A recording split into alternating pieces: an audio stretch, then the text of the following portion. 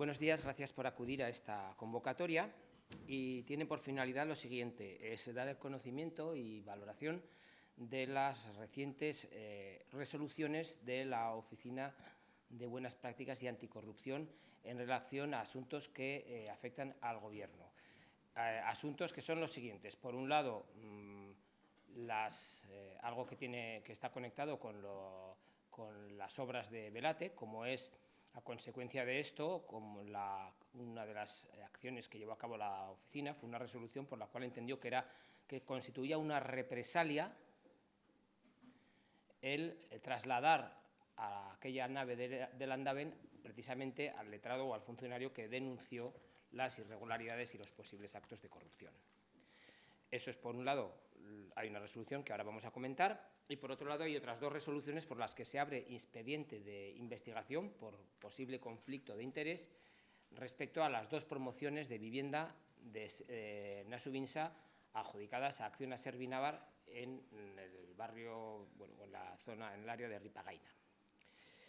En relación a la primera, que es la más extensa, la Oficina Anticorrupción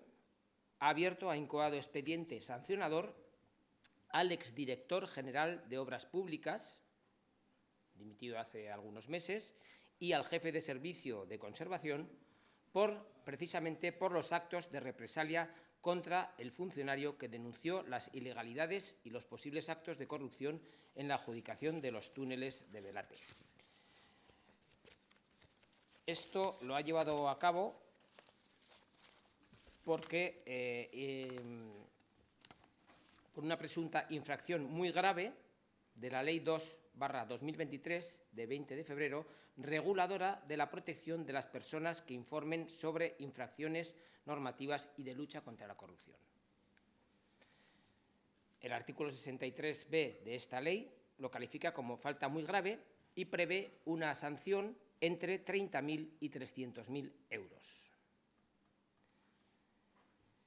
El contexto es el siguiente, si recordamos. A principios de junio del año pasado, concretamente el 6 de junio, se modificó la adscripción de la plaza que había obtenido el letrado denunciante de los sucesivos incumplimientos legales detectados en el proceso de adjudicación de las obras de los túneles de Velate, el secretario de la mesa. Esta plaza, que siempre estuvo ubicada en la sede del departamento en la avenida San Ignacio, fue trasladada a una nave al polígono del Andaven, donde ubicaron el puesto de trabajo, como dijo la persona afectada, debajo de una escalera, según declaró en comisión de investigación. El letrado denunciante acudió a la Oficina Anticorrupción y ésta, tras desarrollar todo el procedimiento de investigación, concluyó que los actos constituían un acto de represalia tipificados en el artículo 36 de la ley que acabamos de citar, reguladora de la protección de personas que denuncien infracciones o actos de corrupción. Y asimismo, si recordamos, la oficina requirió que de inmediato se revoque la resolución de traslado y se reponga al funcionario en su puesto de trabajo en la avenida de San Ignacio. El consejero Chivite mostró disconformidad con esta decisión, manifestó que no se trataba de una represalia, pero, a pesar de ello, acató la resolución en lo que afecta a anular la resolución y reintegró a su puesto de trabajo inicial al funcionario afectado. En la sesión de comisión de investigación a la que acudió la directora de la Oficina Anticorrupción, a preguntas de este parlamentario y a la vista de que el Gobierno de María Chivite no había iniciado como debía el procedimiento sancionador que también se señalaba en esa resolución, la directora avanzó la directora de la oficina, que estaban estudiando la posibilidad de si la Oficina de Anticorrupción era también competente para llevar a cabo, incoar por sí misma, este expediente sancionador. Pasado el tiempo, ¿qué hicimos nosotros? Nos interesamos sobre este asunto. Y en estos días hemos tenido acceso a la resolución de la oficina en la que se detalla a lo largo de 20 hojas el procedimiento seguido, la apertura del correspondiente expediente sancionador contra el exdirector de Obras Públicas, señor López Vera, y el jefe de Servicio de Conservación por la comisión de una infracción muy grave al amparo de la ley citada, 2/2023. La resolución de la oficina, en sus más de 20 hojas, detalla las actuaciones e informaciones analizadas para llegar a esta conclusión. Y entre ellas cabe destacar: solicitaron el expediente de traslado de este funcionario represaliado, se lo solicitaron al consejero Chivite, y así le solicitaron al consejero que respondiese si él mismo, si el consejero, había iniciado, como correspondía, el consiguiente expediente sancionador. El consejero remite el expediente de traslado de este funcionario a la Oficina Anticorrupción y asimismo admite en un informe que no se han adoptado medidas correctoras frente a las personas que llevaron a cabo el cambio de adscripción de la plaza al tratarse de una reestructuración administrativa y no de una represalia, a su juicio. Asimismo, el consejero Chivite llegó a afirmar que por error no se tuvo en cuenta la condición de denunciante de don Lorenzo Serena, secretario de la Mesa de Adjudicación. Es decir, que cuando procedieron al traslado, que luego fue calificado como una represalia, alega el consejero que no sabían que era el denunciante, que se trataba del denunciante de las irregularidades e ilegalidades en Velate. Esta afirmación, cuando menos, resulta asombrosa, porque ya para estas fechas el consejero Chivite había desacreditado pues, toda la actuación de este secretario e incluso le llegó a tildar públicamente de chismoso o de que propalaba chismes sin fundamento, como aquel que decía que se conocía en el departamento a quien podía adjudicarse la obra de Velate. Pero además esas dos alegatos del consejero, esas dos excusas del consejero, han resultado ser falsas, como ahora se va a ver. Lo declarado por el exdirector de Obras Públicas, tanto en la Comisión de Investigación seguida en el Senado como en lo que se ha sustanciado en el Parlamento de Navarra, dan fe de ello. Y eso lo recoge en la resolución la Oficina Anticorrupción, así como también recoge las declaraciones del jefe de Servicio de Conservación en la comisión seguida ante el Parlamento de Navarra. Y de todo esto, de todas las declaraciones seguidas en estas instancias, la Oficina Anticorrupción señala que el acto calificado como represalia fue iniciativa del exdirector de Obras, si bien el jefe de servicio estaba conforme finalmente con el traslado. Que ambos, director y jefe de servicio, son los responsables directos de estos actos calificados como represalia y, por lo tanto, infracción muy grave, represalia contra el letrado denunciante. Que el acto de traslado del puesto de trabajo se produjo 6 días antes de que tomara posesión el funcionario de esta plaza, cuando ya se sabía que se trataba del señor secretario de la Mesa y que él era quien había denunciado las ilegalidades en la adjudicación de Velate, al actuar como secretario de Mesa y tener conocimiento directo de las mismas, pues fue él el que acudió a la Oficina de Anticorrupción a alegar su traslado, que luego resultó ser una represalia. Que la plaza, objeto de discusión, estaba fijada en la avenida San Ignacio desde hace 9 años. Desde el año 2017 se adjuntan las plantillas orgánicas en la resolución para que conste que la plaza nunca, siempre ha estado ahí y no se ha movido de ese sitio. Que además ambos responsables incurren en contradicciones, ya que, si recordamos, y además eso lo refleja también en la resolución, el exdirector afirmó que cuando propuso el traslado de la plaza al jefe de servicio, al jefe de servicio, le pareció buena idea. Sin embargo, después llegó el jefe de servicio a la comisión de investigación y declaró que el traslado no le pareció buena idea, que no iba a ayudar y que le preocupaba que el director le hubiera propuesto sacar del edificio al funcionario denunciante de las ilegalidades. Además, se constata por boca del jefe de servicio que el traslado estaba motivado no solo por una reorganización, sino por un posible, entre comillas, mal ambiente, que según el director se podía producir con la presencia del denunciante en la Dirección de Obras Públicas, cita en la avenida San Ignacio. Por eso digo que este hecho desmiente la versión del consejero, según la cual no tenían conocimiento de quién se trataba y a quién se trasladaba, ni tenían conocimiento de que era el funcionario denunciante de las ilegalidades cometidas en su departamento. Asimismo, les he comentado al principio que la oficina abre otros dos nuevos procedimientos de investigación por la adjudicación de las promociones de vivienda de Nasubinsa en Ripagaina a Servinávar, las cuales fueron previamente calificadas por la oficina como nulas de pleno derecho por una sucesión de ilegalidades cometidas en su adjudicación, como por ejemplo la no constancia de que ni tan siquiera hubiera actas de la mesa en ninguno de los casos. También en la comparecencia de la directora de la Oficina de Anticorrupción, en la Comisión de Investigación, señaló que existían estas dos denuncias anónimas por presunto conflicto de interés, si bien en aquel momento no se había adoptado ninguna decisión alguna sobre su tramitación, sobre su archivo o sobre su apertura. Finalmente, la conclusión es que se debe abrir expediente de investigación o procedimiento de investigación. Una vez que nos hemos interesado sobre estos asuntos, así se nos ha indicado, se han abierto 2 procedimientos de investigación por las 2 promociones adjudicadas a Acciona Servinavar, por considerar que existen indicios de incumplimiento de la Ley de Contratos. El inicio de